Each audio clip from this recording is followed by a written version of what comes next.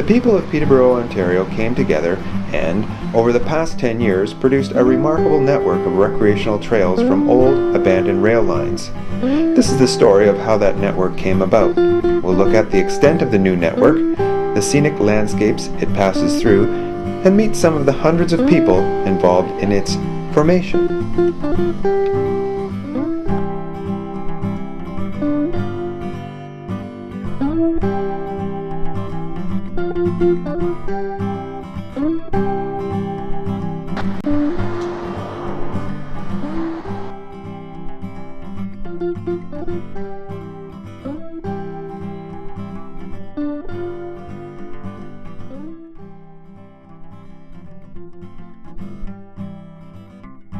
I first got involved with the group around 1993. I was new to Peterborough, and I was looking for a way to apply some of the knowledge I'd gained in geography and meet some new people. The Kawartha Rail Trail members would meet regularly in a small office located here on George Street in Peterborough. The board members at the time were Dave Allen, Chris Mather, Cara Peterman, Bob Lapham, and myself, Brian Slack.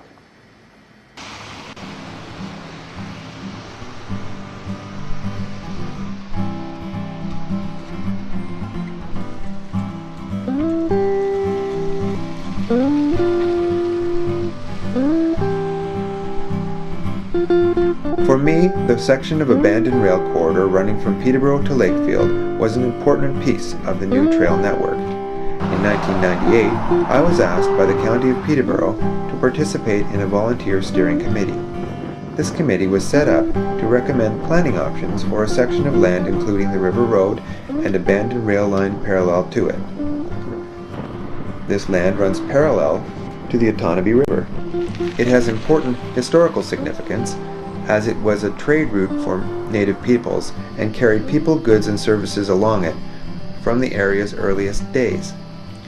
The committee sat for about a year and recommended the road along the river not be changed, but that a recreational trail be built on the abandoned railbed. As the recreational representative on that committee, I was faced with some opposition to the idea of a trail, but quickly the idea gained favor. Soon after, the recommendations were passed on to County Council. Haig Kelly and Baron Cohen came forward from the Peterborough Rotary and made significant donations to the project, and, combined with the funds raised by the committee from the county, the trail was built. This trail passes forests, cattle farms, and marshes, but is most notably a riverside ride linking Peterborough to Lakefield. Families are often found riding this safe 7-kilometer trail on weekend afternoons in the spring, summer, and fall. While we were working behind the scenes with the County of Peterborough, trying to establish the River Road link to Lakefield, the City of Peterborough was in the midst of planning a brand new waterfront park and trail for the new millennium. This project was completed and now acts as a hub for the trails in the Peterborough area. Mayor Sylvia Sutherland and designer-architect Brian Basterfield give their impressions of this new park.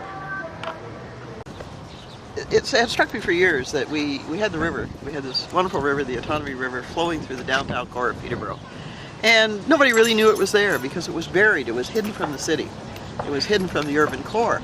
So, it seemed to me we should use this asset, open it up, make people aware that it was here, and create an environment where they could be comfortable and enjoy. And so when I was re-elected in 1997, we had the millennium year was coming up, the year 2000.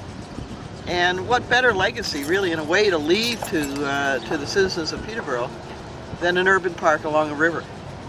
And had a council who was very supportive, had staff who were creative and supportive, had wonderful resources in town such as Brian Basterfield. And so it just took off. When we first started this project, it was one of our goals was to draw the downtown to the waterfront, to take advantage of the jewel that we had down here that nobody was visiting. So this became sort of the key entry point, and what's interesting about this space is that it is very, very close to the original settlement location of Adam Scott in 1820 when he first established a mill in Peterborough, and was really the first to set down European roots here. There was a lot of native activity going on at the same time in this location, and that had a lot to do with the portage from Chemung Lake all the way down to the Otonabee River just behind us.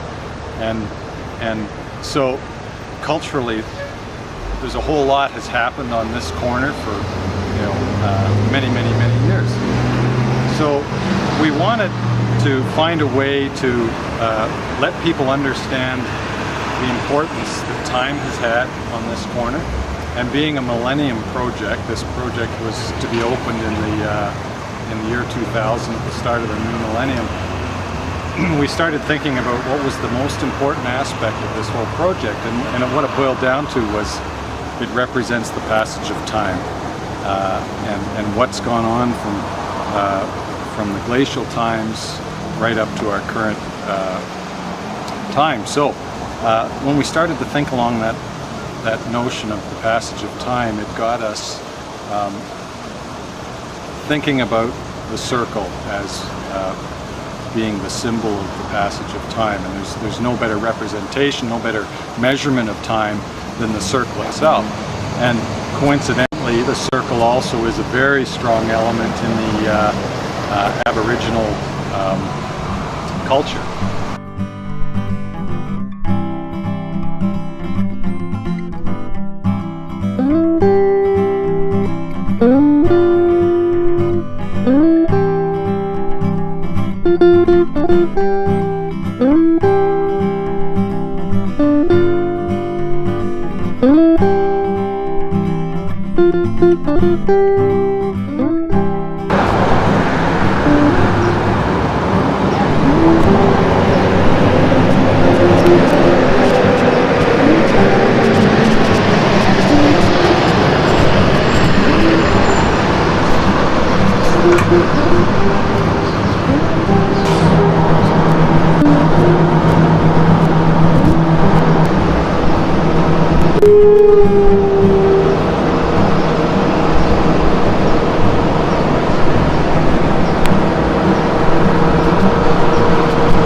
What tells you most about lakes than the boathouse, and we started talking about boathouses and what was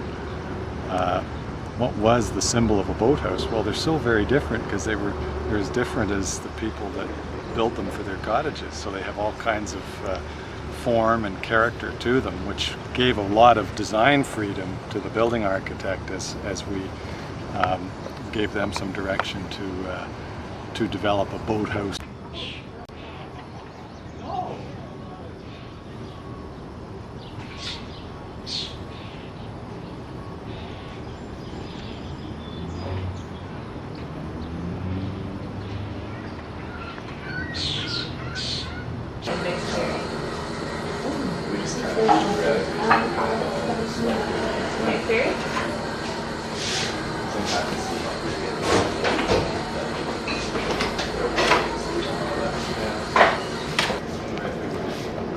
Okay.